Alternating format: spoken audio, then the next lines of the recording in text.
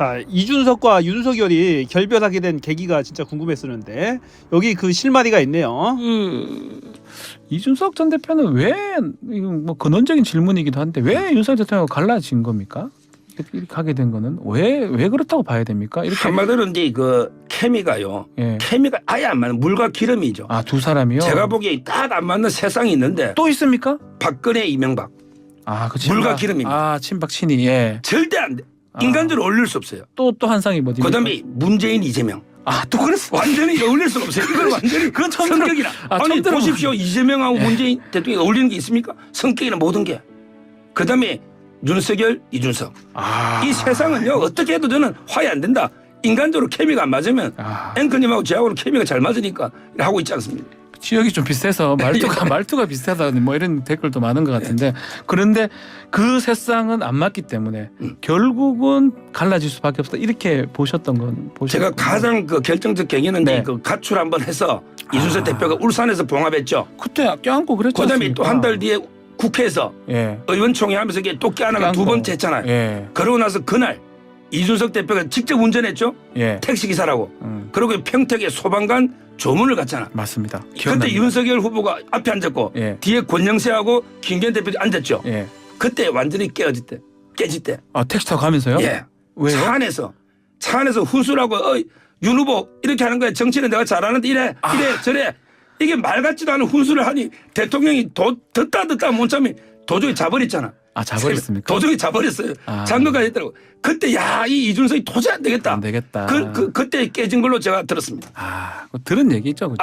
그거는 그 다 공개된 사실입니다. 예, 알겠습니다.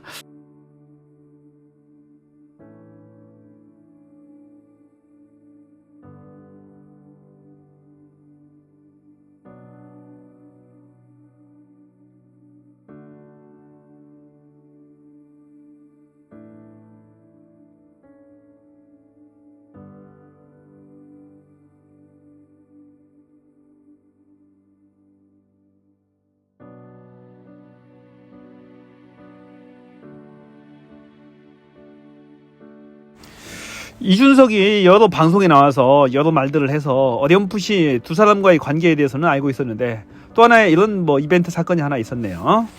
아마도 두 사람이 성격이 안 맞는 것 같아요. 보니까 윤석열은 남한테 훈수 듣는 거 진짜 싫어하잖아요. 본인이 특수부 검사만 30여 년을 했어요. 특수부 검사만 쭉 했기 때문에 누구 말을 듣지 않습니다. 본인 말이 곧 진리고 답이었어요. 항상 상대방은 피조사자죠. 항상 본인이 말하고 생각하는 대로 항상 돼야 되는 거예요. 이 사람은 그림을 그려놓고 거기에 짜 맞추는 겁니다. 특수부 검사 스타일대로. 그러니까 이게 누구 말 듣겠어요? 대통령도 지가 2명씩이나 구속시킨 사람인데 이 세상에 무서울 것이 하나도 없는 사람이에요. 이 사람은 윤석열은. 그러니까 이준석이 여러 훈수들을 두는 거예요. 제 딴에는 정치 선배답시고 여러 말들을 지는 바른 말이고 윤석열 대통령이 앞으로 이렇게 정치를 해갔으면 좋겠다라고 자꾸 얘기를 해주는 거예요. 자꾸 주입을 시키는 거죠. 그게 이제 꼴보기 싫은 거지 윤석열은. 듣기 싫은 거죠. 그렇다고 거기서 뭐라 하면 또 깨질 것 같으니까. 그렇잖아도 지가 2번씩이나 사과하고 막 엎드려 기어 들어가서 숙이고 들어갔잖아. 이준석 밑으로 선거 유세 기간 동안에는. 가까스로 봉합을 해놓은 상태에서 또 지방에 수방관 그 장례식에 같이 가던 차였잖아요. 이준석이 운전하고 윤석열이 바로 옆에 앉고 뒤에 김기현 대표하고 또 한 명이 타고 있었다고 하잖아요. 이준석이 직접 운전을 하고 갔다고 합니다. 거기에서 자꾸 여러 훈수들을 두는 데 대해서 상당히 불쾌하고 눈 감고 잤다고 하잖아요. 윤석열이가 남 말 듣기 싫어하는데 열받을 만도 하죠. 그러니까 이제 결별하는 거죠. 그런데 희한한 건 보통 0.7% 차이로 당선되잖아. 이준석 아니면 본인 대통령 못하는 거 아니에요? 솔직히 이준석 아니었으면 본인 구속됐을 수도 있어요.